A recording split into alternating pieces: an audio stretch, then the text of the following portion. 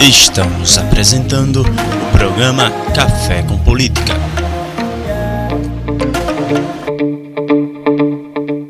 Boa tarde, estamos dando início ao programa Café com Política, que tem como entrevistado de hoje Judson Cabral, engenheiro por formação, teve a oportunidade de ser deputado estadual por Alagoas por 2 mandatos, vereador pela capital alagoana por 2 mandatos também, secretário do transporte no governo Ronaldo Lessa. Judson, boa tarde, obrigado pela presença. Bom, eu que agradeço, eu quero cumprimentar a equipe técnica, aqui, o nosso entrevistador, Tiago, que bem representa a juventude, o Iago aqui fazendo o controle e o Gabriel dando um apoio aqui nas imagens. É uma satisfação muito grande e eu acho que esse momento que nós vivemos é um momento de dialogar, realmente colocar em dia os assuntos que interessam o país, nosso estado, principalmente a cidade onde nós vivemos, que é a nossa querida Maceió. Judson, na perspectiva nacional, qual a avaliação que você tem do governo Bolsonaro e o que você acredita que levou à eleição do presidente? Bom, você falou muito bem do governo, porque a parte da disputa eleitoral acabou e nós temos que encarar essa realidade que é o Brasil governado por um cidadão de origem militar, de formação militar, e que também tem uma experiência parlamentar, chamado Jair Bolsonaro. Como cidadão, eu diria que eu me sinto constrangido e, de certa forma, eu vejo que o país apresenta problemas seríssimos para que estejamos diante de um governo que não prioriza hoje a visão de ser um presidente estadista, de se configurar como uma liderança para o país, mas sim continua, acho que numa ação mesquinha, criando os fatos. Então, é lamentável. A eleição, eu diria que o Bolsonaro, a princípio, ele representou aquilo que a direita aspirava. Alguém para derrotar a esquerda, em especial o PT, a era do PT. E, naturalmente, eu, como conheço da era do PT, não posso deixar de fazer uma autocrítica. O PT e a esquerda em si, mais especialmente o PT, deu margem, deu causa para que a direita se estabelecesse, mas de uma forma, eu diria assim, muito, agressiva, do ponto de vista da condução de um país continental como é o nosso, e sem um plano de governo, uma proposta em que possa, no mundo que caminha para uma visão mais civilizada, o mundo da comunicação digital, certo? Não cabe mais um presidente estar fazendo, eu diria, dizendo tanta bobagem, né? Tanta asneira. Então, é lamentável, mas essa é a realidade. Nós, enquanto brasileiros, e eu, enquanto filiado do PDT, eu sempre priorizei a minha vida política sem colocar em detrimento a minha vida profissional, porque isso é cidadania. Eu acredito que nós devemos estar atentos e nos organizar para reagir às vezes eu diria assim, a tanta insultos que hoje que o cidadão brasileiro tem sofrido. E a gente, de certa forma, eu me sinto às vezes até envergonhado com as posições do presidente, né? Mas eu acho que a democracia, ela tem que ser vivida e nós temos que entender, isso é um processo. E politicamente, de forma amadurecida, temos que nos preparar para superar tudo isso aí que está acontecendo. Bom, o governo escolheu como pauta prioritária, nesses 6 meses de governo, a reforma previdenciária. Gostaria que você falasse um pouco sobre a reforma da previdenciária, o que é que você enxerga, se ela é benéfica, se ela... Queria que você opinasse um pouco sobre a reforma previdenciária. Olha, um país em desenvolvimento e um país de dimensões continental, é natural que a questão previdenciária ela não pode sair de pauta. Mas ela tem que ser bem discutida e bem planejada. E essa reforma que aí está, ela não atende, ela agride muito a classe mais sofrida, a classe mais pobre. Ela traz naturalmente alguns avanços, não posso negar, em termos de organização, de correção de erros anteriores, mas na realidade ela não enfrentou os obstáculos maiores, que são os privilégios. Ela pendeu muito mais para sacrificar os mais pobres do que pender a balança para o lado dos privilégios. Então, ela não fez esse enfrentamento. Então, inclusive, na questão do judiciário, do serviço público em si, e na questão dos militares, ela ficou muito a desejar.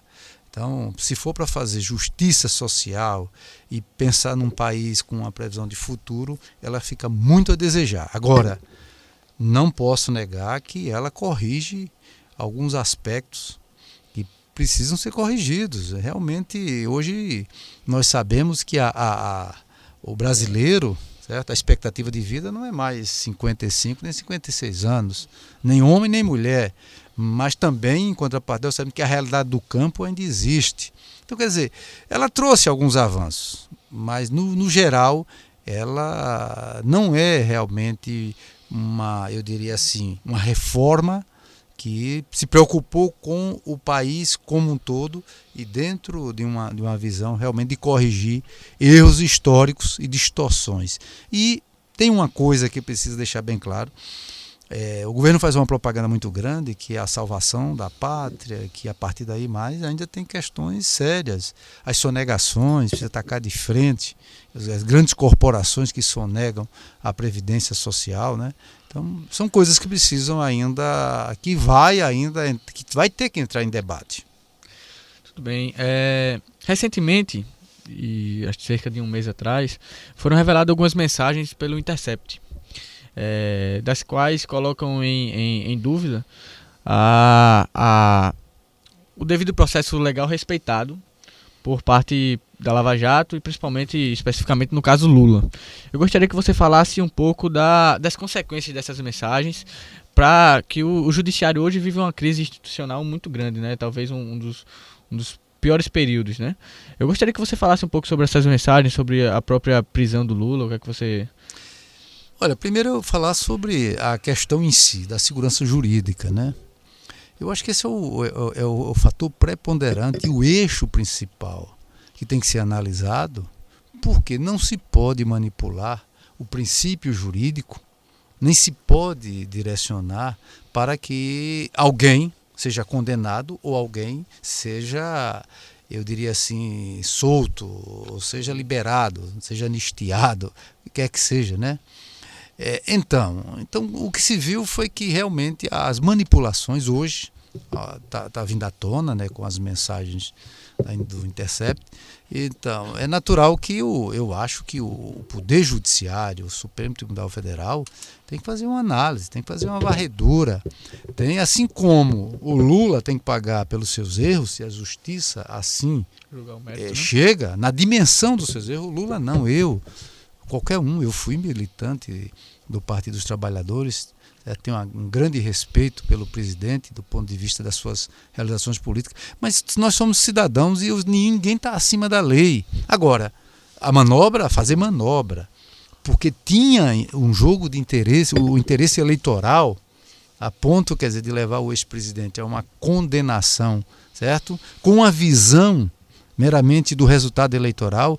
Isso é muito sério para um país. Uma democracia, ela não sobrevive se nós não tivermos a clareza de que o Poder Judiciário, principalmente, que é a retaguarda, né, entendeu? Para dirimir os conflitos, ele se envolve com atitudes grosseiras e totalmente hoje está à mostra aí de conluio, como foi entre o juiz federal que agiu e o Ministério Público. É lamentável, certo? A Lava Jato é uma coisa, apurar a corrupção tem que ser uma constante. Agora, promover condenações, certo? Para que se atinja as metas políticas de beneficiar a direita ou a esquerda, esse processo realmente ele tem que ser esclarecido e doa em quem doer, as consequências têm que vir. Ainda na perspectiva nacional, a alternativa para o Brasil era de fato o Projeto Nacional Desenvolvimentista que foi interpretado nas eleições passadas por Ciro Gomes? Olha, o Ciro Gomes, eu diria que é um dos políticos mais preparados, né? E não é só isso. O Ciro, na sua vida, no seu currículo profissional, para não falar em vida pregressa, porque já ficaria um termo até desconcertante, mas no seu currículo profissional, na sua experiência pública, como gestor, como parlamentar, demonstrou ser um dos grandes pensadores, certo? E eu diria assim, um político muito preparado, dessa nossa geração que surge aí, que está livre, certo? Das acusações de envolvimento em atos de improbidade e corrupção. O Ciro realmente se destaca. Agora, o Ciro tem elementos, ferramentas. O que nós lamentamos é que o Ciro precisa do maior equilíbrio para essas discussões. Ele não pode deixar que coisas menores o tirem do sério, como tem acontecido, certo? Nem pode entrar em confrontos desnecessários. Isso, o grande estadista, a grande liderança, ela também tem que saber encarar o momento da desvantagem, o momento da derrota, para que, a partir daí, as suas conquistas realmente mostrem a sua capacidade. Então, eu acho que o Ciro ainda, além de ser uma grande liderança, um dos maiores políticos, eu diria assim, que dominam as ações de desenvolvimento desse país, que conhece a fundo, e por onde passou, quando trilhou nos ministérios, como governador, falei no ministério, como parlamentar também, ele demonstrou isso. Agora, é necessário que o Ciro tenha um espaço para discutir sem se deixar, eu diria assim, entrar no jogo da provocação. Mas eu acredito no Ciro, eu acho que é uma liderança que a gente ainda nutre, eu diria assim, a esperança de vê-lo dirigindo, dando rumo a esse país, porque o Ciro entende desenvolvimento e conhece os números do país. Judson, agora acerca de vida partidária, né? Você ajudou a construir o PT aqui, militou por mais de 30 anos no PT e hoje fez a escolha, optou pelo PDT, do qual tem 3 anos que está no partido, 2 anos, e eu queria saber o seguinte: organização partidária é importante, o partido precisa se reinventar, precisa de novas... O que é que você imagina para o PDT Alagoas, Maceió, você que é presidente municipal? Bom, eu realmente estive no PT durante 3 décadas, 32 anos, e estou no meu 2º ano de filiação no PDT, uma decisão tomada de forma muito consciente, certo? Não atiro pedras no PT, porque o PT é um partido, e você falou aqui numa questão que tem uma organização como nenhum outro no país. O PDT tem uma organização de base muito bem formulada, o PDT tem quadros, e é o que está faltando para o PDT aqui do nosso estado de Alagoas. Não adianta nós crescermos apenas com espaços eleitorais, com mandatos eleitorais que não têm o compromisso com o vínculo da organização partidária, com suas diretrizes, com seu estatuto. Então, é isso que está faltando. E eu me sinto muito útil, muito à vontade, até porque vim voluntariamente para o PDT, não vim disputar espaço eleitoral. Eu vim porque eu, como militante político, achei que ainda tenho muito a contribuir e vi que o PDT ele tem uma história que condiz com aquilo que eu penso, com os princípios que eu defendo para uma sociedade mais justa, mais fraterna, para o trabalhismo que tem que avançar sempre para que haja um equilíbrio social. Então, falta no PDT, eu diria, uma organização de base aqui no estado de Alagoas, que é onde eu conheço e tenho a experiência vivida, e acho que isso é possível. E o PDT tem uma vantagem hoje, é uma sigla que tem história, tem grandes lideranças e que pode, eu diria assim, ser o destino de uma juventude que está sentindo a necessidade de se engajar porque não está satisfeito com essa realidade que o país vive. Então, e eu quero dar essa contribuição. Então, eu acho que você tocou num ponto. Precisamos fazer nossa organização partidária. Os núcleos de base do PDT são importantíssimos. Nós temos que fazer valer essa organização, motivar esses núcleos nos bairros, nos locais de trabalho, nas universidades, entendeu? De forma que a gente possa realmente emergir mais uma vez no campo do centro-esquerda, e de forma que o PDT tem um papel muito importante, e eu quero fazer parte dessa história. Bom, Judson, agora na perspectiva local, né? Já que falamos aqui de construção partidária de Alagoas, de Maceió, eu gostaria que você fizesse uma avaliação da prefeitura do Rui Palmeira aqui. Olha, eu sempre tenho como referência uma prefeitura que eu participei e que muito me orgulho, que foi com o prefeito Ronaldo Lessa à época. É uma história interessante, porque naquela época eu disputei a Câmara de Vereadores na coligação em que Ronaldo foi eleito prefeito. Fui o mais votado e não tive a vaga garantida, a questão do coeficiente, né? E então Ronaldo me convidou à época, eu fui superintendente, não era secretaria, era uma superintendência, mas era no nível de secretaria. E nós fizemos um trabalho muito importante. Digo nós porque eu digo a equipe, capitaneada, lógico, pelas diretrizes de Ronaldo Lessa, à época, prefeito. Foi muito interessante. Então quando eu pego, você me pediu, não, mas faça uma avaliação da gestão do Rui Palmeira. A gestão do Rui Palmeira é uma gestão que caminha sem sobressaltos, eu diria assim. O que hoje em dia o que se sobressai são os escândalos, né? Então não tem escândalos assim que coloquem em xeque. Mas ainda falta uma dinâmica maior. Rui está no segundo mandato, então já tem em vista o planejamento e o conhecimento da cidade. A população lhe deu essa oportunidade de dar continuidade. Então realmente está faltando uma dinâmica maior ao prefeito Rui Palmeira, do qual tenho uma certa amizade, porque fomos parlamentares juntos, né? Nós trilhamos um mandato de deputado estadual, o Rui foi da mesma época, mas assim, eu diria que precisa de um dinamismo maior, porque Maceió é uma cidade que tem uma topografia e uma geografia diferenciada, mas privilegiada. Maceió, assim como o estado de Alagoas, Maceió tem uma periferia que requer um olhar social muito forte, certo? Porque as desigualdades são estão muito à vista, né? Então é preciso, e não só é a nossa orla que precisa de cuidado, nós temos que cuidar também das nossas periferias, nós temos que cuidar de uma série de questões, transporte, habitação, certo?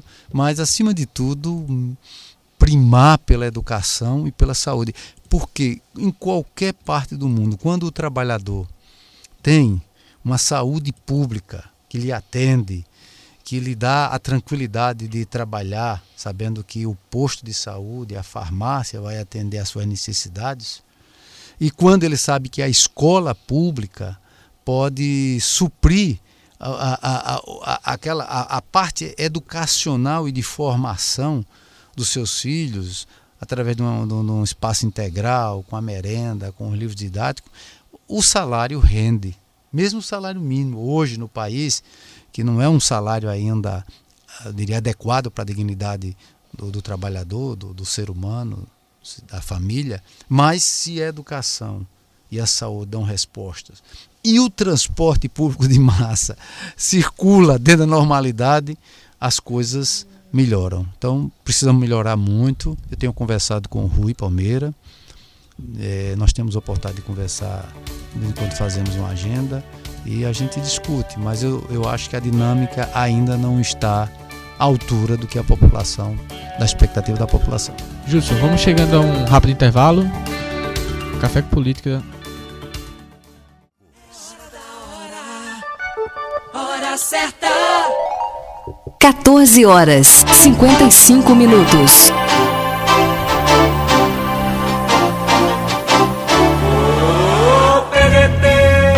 Estamos apresentando o programa Café com Política.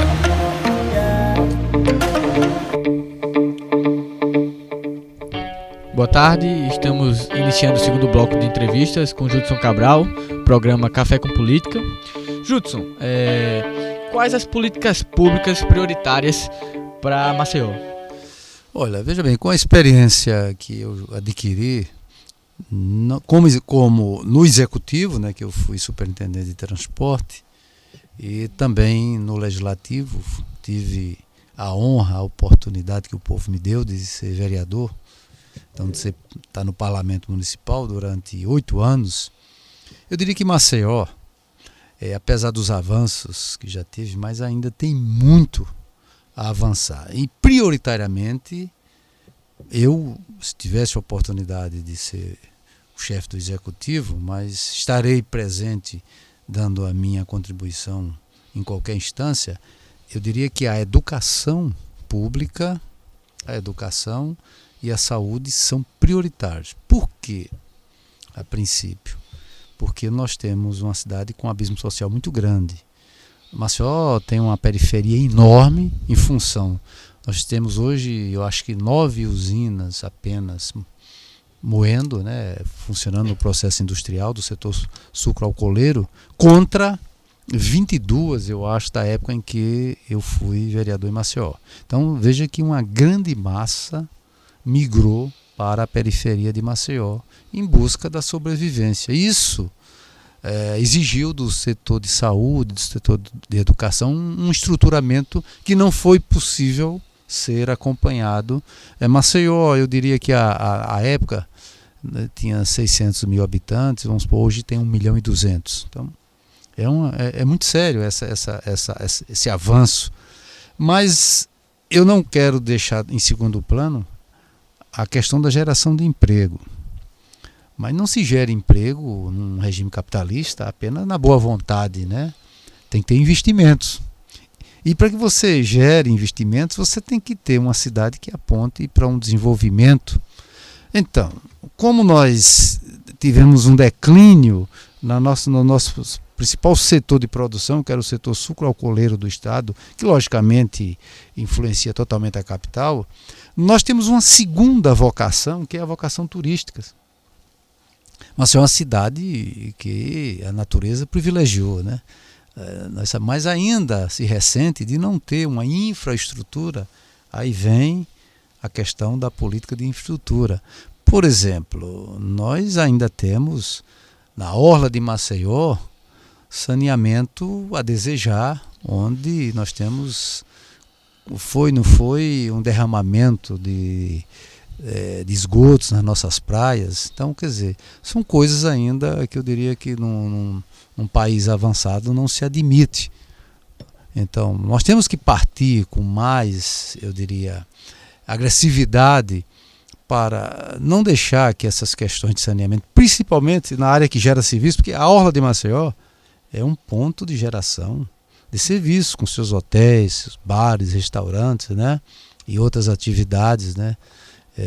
Então, nós precisamos cuidar dessa parte sem desprezar. Então, à medida que eu invisto numa educação de qualidade, uma educação pública de qualidade, na área mais sofrida, que é a área que não pode pagar um colégio particular, onde se eu passo a investir na política de saúde pública, principalmente na visão de prevenção, na atenção primária, entendeu?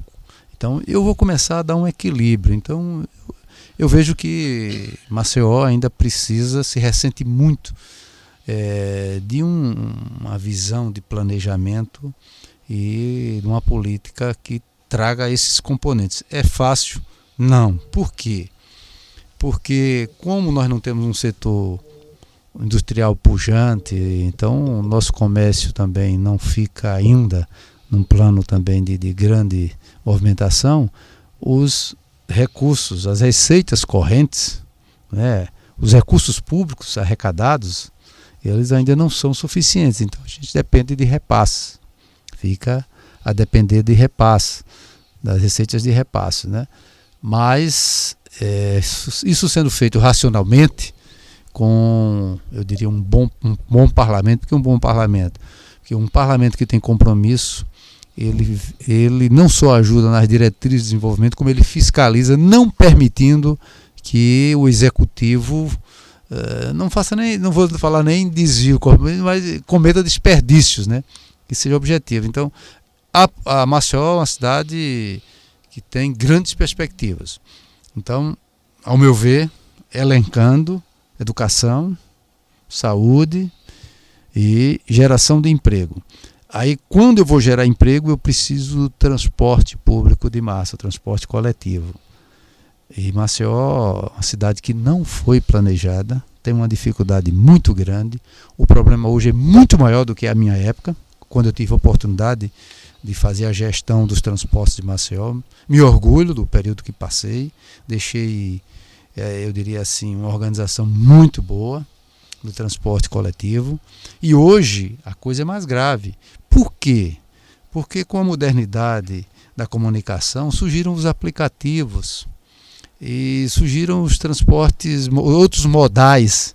Então hoje você tem Uber, tem aplicativo 99, tem mototáxi, que até não se concebe. Eu acho que os motoboys, esse serviço de entrega, né, já é uma coisa complexa para uma cidade que não tem uma boa infraestrutura.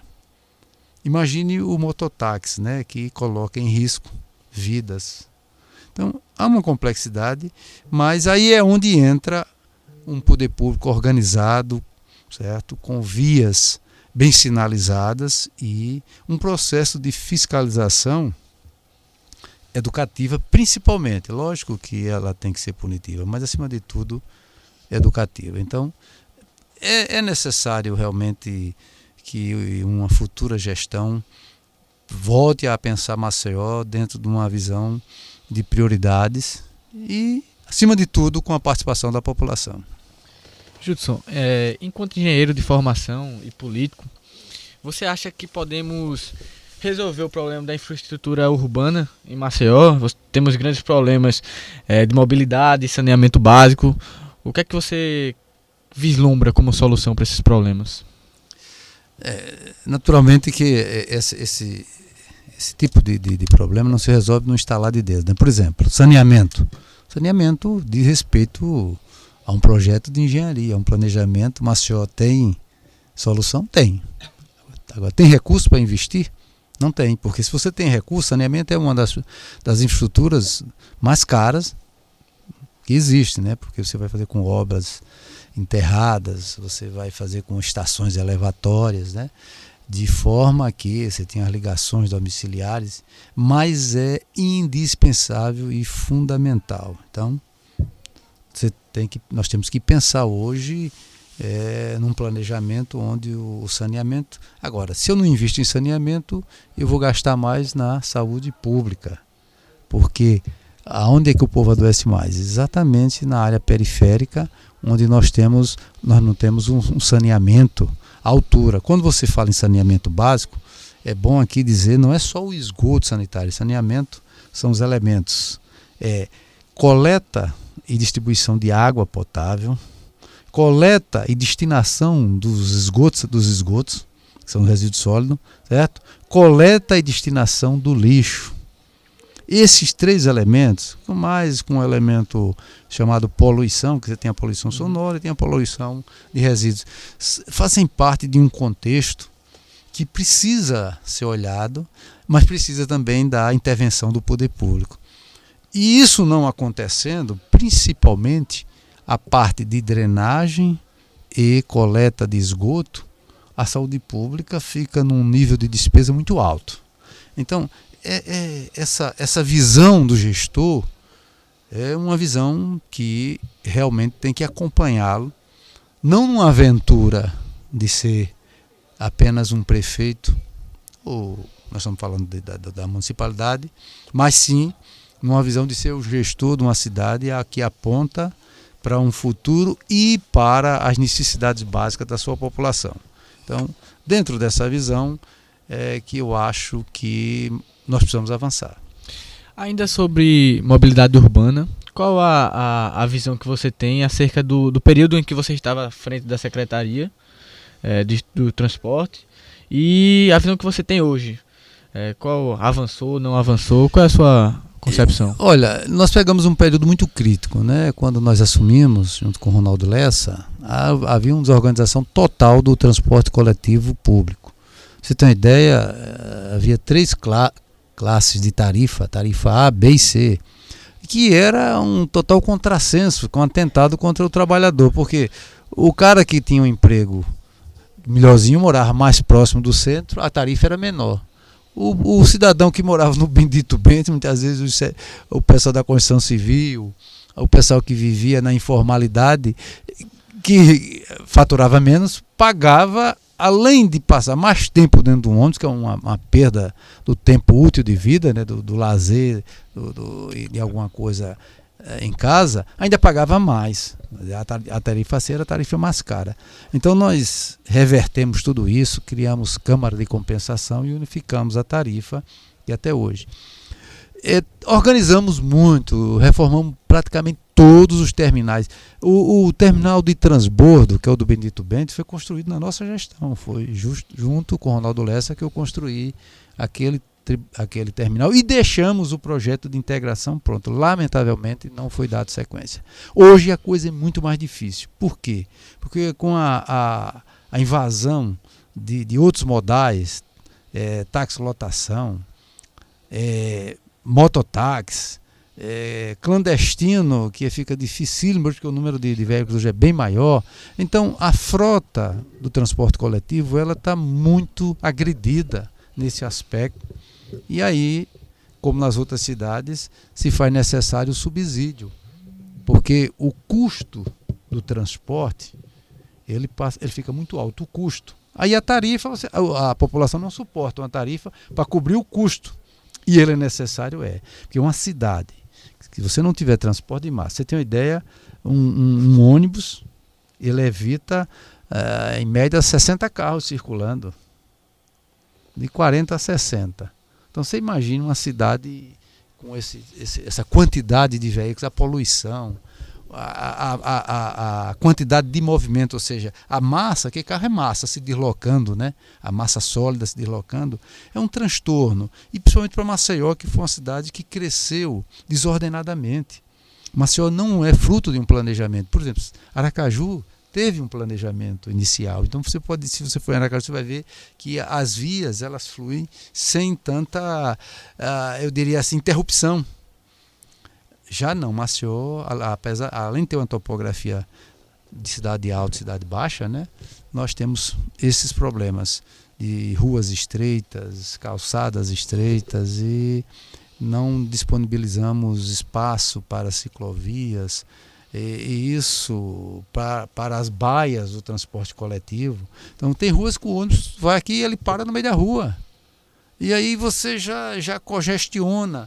Então tudo isso dentro de um planejamento, Maceió, em detrimento da sua beleza, né, fica muito prejudicada. Compensação, nem Aracaju, nem Recife, nem João Pessoa, nem Natal, eu diria que tem uma beleza tão natural como a nossa. Mas nós temos grandes problemas, mas grandes problemas exigem o pensar e exigem soluções muito racionais. E é isso que a gente está querendo para Maceió. 2020 chegando, consequentemente as eleições municipais chegando também. Se fala muito em o PDT lançar a candidatura de Ronaldo Lessa à frente da chapa. Uma outra ala do partido fala em Judson Cabral como...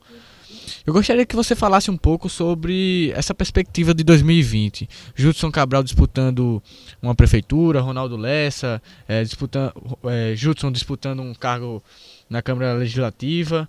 Como é que você vê? Como é que está a organização partidária enquanto a isso? Os trabalhos que o partido tem se organizado para futuras eleições agora em 2020? Não, que bom, né? Que ainda tem Cátia Borne, que está no PDT, né? Ainda... e outros nomes, o próprio Corinto Campelo, mas veja bem, eu diria que me sinto lisonjeado, certo? Contemplado em meu nome ser lembrado, seria uma grande honra para mim, mas hoje eu irei fazer campanha para Ronaldo Lessa com a convicção da experiência que o Ronaldo tem, prefeito, governador 2 mandatos, parlamentar, colega engenheiro, e já demonstrou que tem equilíbrio para pensar em soluções inteligentes, porque a engenharia realmente traz consigo essa visão, desenvolvimento de infraestrutura, e o Ronaldo tem essa experiência. Então eu me sentirei contempladíssimo em ter uma chapa, numa proposta para o próximo pleito, uma candidatura de Ronaldo Lessa. Estarei engajado, certo? Porque eu acho que vai ser bom para Maceió.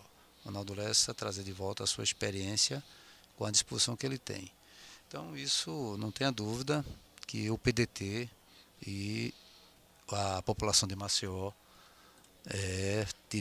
eu diria assim, uma grande conquista com o Ronaldo prefeito em 2020. Concordo.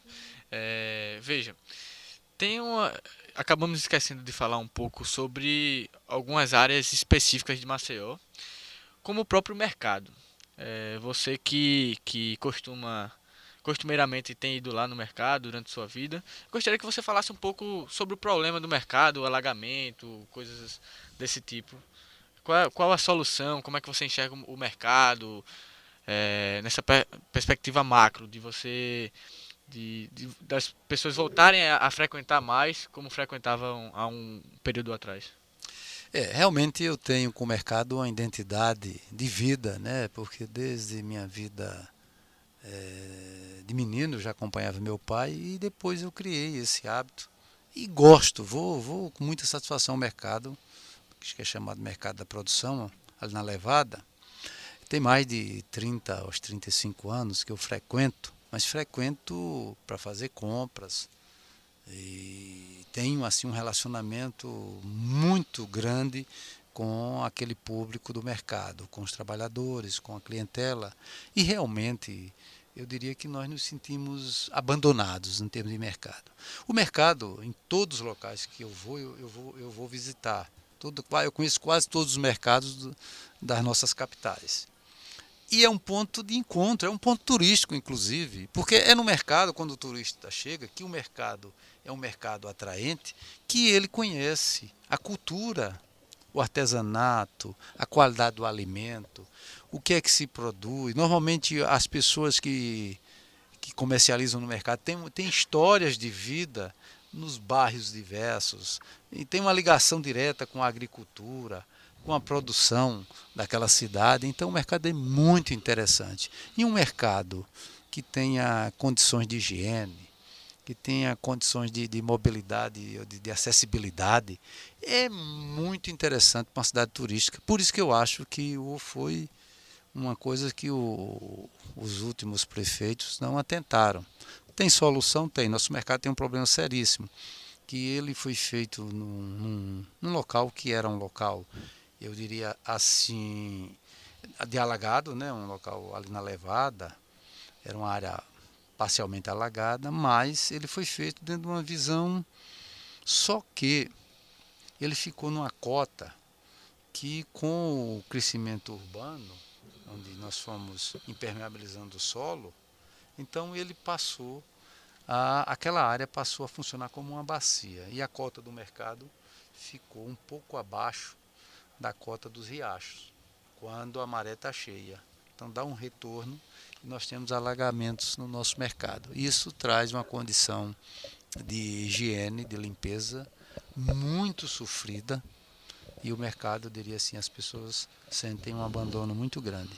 Mas é possível o mercado ter algumas intervenções com obras de infraestrutura, certo? Com algumas rampas, levantando o piso para ficar a cota um pouco mais alta, e nós recuperarmos a tradição do nosso mercado, que é um mercado que tem muitas variedades, comidas típicas, tem hortifruti, entendeu?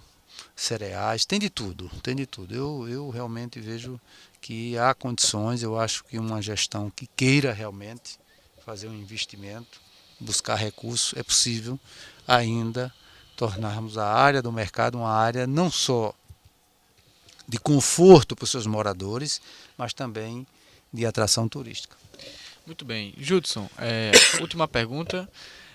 Acerca das alianças, né? 2020 vem aí, como já foi dito aqui. O PDT encaminha a candidatura de Ronaldo Lessa a prefeito. Você é um possível nome daqueles que vislumbram a ocupar a Câmara Legislativa e que tem uma perspectiva muito grande de conseguir.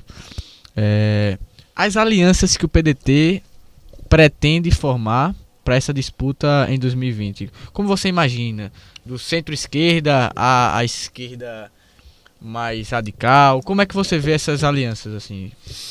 Primeiro, a configuração das alianças agora se limita ao poder executivo, né? Nós não vamos ter mais alianças nas proporcionais para as câmaras municipais. Isso já, eu digo assim, limita aquele mercado que se fazia antes de aventureiros. Então eu acho que para o PDT isso é muito bom. Para o PDT consolidar a sua base de militância e de pretensos ou pré-candidatos com a visão bem clara de se construir um partido que é um partido que tem proposta, né? Com relação às alianças para o pleito na visão executiva, né, majoritária, eu acho que o PDT, pela sua própria tradição, pela sua história, deve se manter num campo de centro-esquerda. Principalmente que o PDT sempre teve uma visão muito crítica, né? Foi um partido que tem a história do partido, as suas lideranças, foram lideranças que nunca tiveram uma identidade de direita. Foi sempre do centro para a esquerda. Daí esse compromisso do partido com a justiça social, com os trabalhadores ou com o trabalhismo na sua visão de desenvolvimento, né? Certo? Sem deixar de vislumbrar que o regime é capitalista, nós convivemos com esse regime, mas nós devemos ser uma democracia avançada, em que nós não vamos olhar apenas o mercado, né? O desenvolvimento neoliberal. Nós vamos olhar para a justiça social. Sim, nós temos que fazer. Qualquer gestão é uma gestão que tem que olhar que se não houver um equilíbrio, se nós fizermos uma gestão onde tão somente as corporações e os bancos, né, levem vantagem, nós vamos tornar uma cidade, eu diria, quase que insustentável, né? Então, nós temos que pensar nesse aspecto e ver que as nossas alianças elas têm que ter, acima de tudo, não só a visão da vitória eleitoral, da conquista do mandato, mas sim da sustentabilidade, certo, de um mandato para que se faça uma gestão dentro de uma visão de cidade que hoje tem uma série de questões que nós levantamos, que nós convivemos, que a gente precisa, no mínimo, ir de encontro. Então, dentro dessa visão e conhecendo, por exemplo, no caso, eu estou aqui já vislumbrando a candidatura do nosso futuro prefeito Ronaldo Lessa, é que a gente possa discutir como foi feito da vez anterior, discutir nos bairros, discutir com as categorias profissionais, entendeu? Discutir nas universidades, com a juventude, a construção de um programa que traga o desenvolvimento, certo? E que traga um alento para aqueles que precisam de emprego, de habitação, e também para aqueles que produzem, né? Lógico que se não há produção, não há investimento. Então, isso pode ser conciliado? Pode sim, lógico que pode. É preciso que haja a saber que uma proposta ela se torna exequível quando há uma participação de toda a sociedade, certo? E alguns às vezes cedem um pouco, mas sabem que nessa sessão tem algum benefício, né? Bom, o programa Café com Política vai chegando ao fim. Eu gostaria de agradecer mais uma vez ao Judson por ter se comprometido e dado essa entrevista que tanto vai contribuir para a sociedade. Judson, mais uma vez, muito obrigado. Dizer que sou muito feliz aqui no PDT, que faço parte, e vejo sua luta para a construção do partido. Muito obrigado. Eu quero agradecer aí ao Tiago, né, que está aqui conosco nesse bate-papo, ao Iago aqui no controle, e ao Gabriel, que promoveu aqui a captação de imagens. toda a simplicidade. Esse é o PDT que nós construímos dentro dessa simplicidade aqui. Isso demonstra que nós temos compromisso. Nós não somos movidos a interesses capitalistas apenas de levar vantagem. Eu estou aqui exatamente porque entendo que é essa construção que nós queremos, onde haja participação, haja interação, haja solidariedade, certo? E o respeito entre pessoas. Então me fico muito feliz e quero dizer que continuarei aqui, sempre que for convidado estarei aqui, e hoje na condição de presidente da Executiva Municipal eu quero dizer que estou com meu grande sonho é organizar o PDT e colocar o PDT como partido que vislumbra dar essa grande contribuição a Maceió, ao estado de Alagoas, ao país, mas dentro de uma visão de equilíbrio, principalmente entendendo que esse país precisa avançar muito e, acima de tudo, fazer justiça social.